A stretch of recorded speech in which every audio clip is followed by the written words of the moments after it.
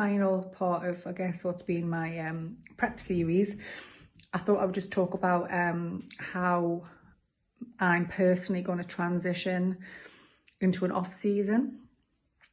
This is something that I do actually find quite hard, and I would imagine quite a lot of you do too, when you go from being, you know, really lean, stage ready. You've been so regimented with your time for your training and your cardio and your posing practice and fitting in life as well. It's quite hard when you go from all of that to then going back to normal life. So for me, it's quite a gradual process. I don't kind of do the post-show binge eating.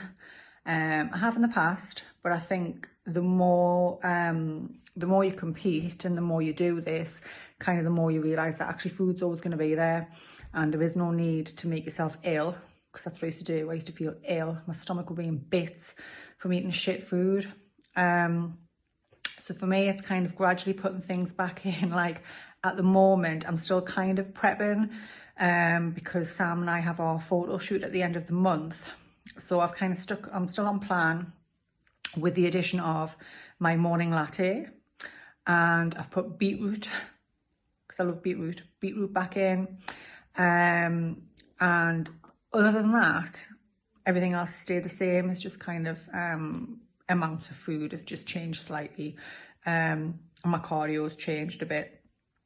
But I'll gradually kind of introduce foods back in because of, you know, the impact that has on, you know, your stomach and digestion. You know, if you've cut foods out for quite a long time, your body's not used to them. So when you put them back in, you find that, like, some people will find that you really struggle. And if you're putting sweet food back in, you probably find that that has a bit of an impact on your mood. So yeah, in terms of food, I slowly reverse out of my diet and slowly increase food. But for me, my food pretty much stays the same in terms of my carb sources anyway, off season as it does when I'm prepping. It's just more of it. I will introduce a more variety of fruits and vegetables.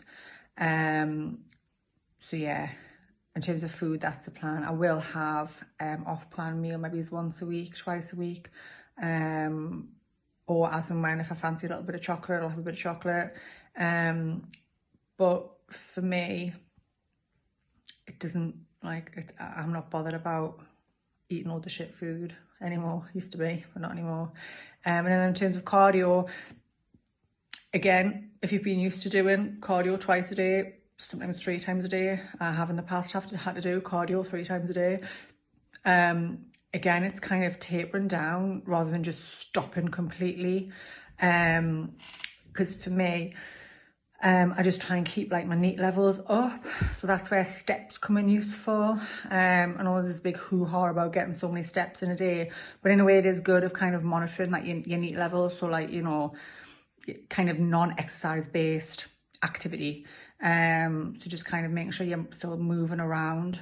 I will try and keep a little bit of cardio in. I tend to do it like at the beginning of off season, and I gradually just kind of, I don't do any cardio, because for me, once I start prep, I like to use that as a tool.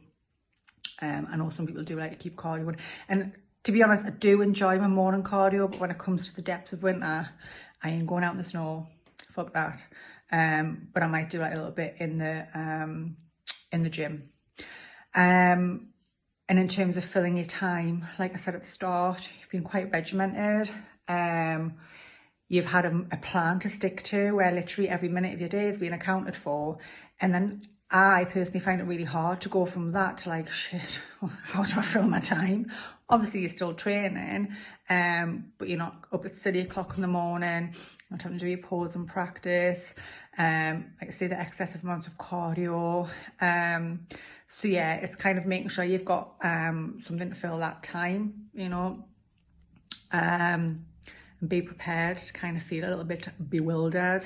So yeah, you know, plan to catch up with your friends, family, you you know, all the things that you've missed out on when you've been prepping, you know, go out and do things.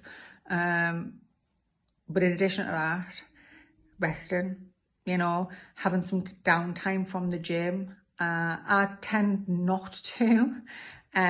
Normally, like when I've competed the day after, I'm straight in and it's a leg day because I want to utilise all the shitty food that I've eaten. And then I just kind of go back to normal training. But this time, like I say, after photo shoot, it happens to be around half term when I'm off work, off school.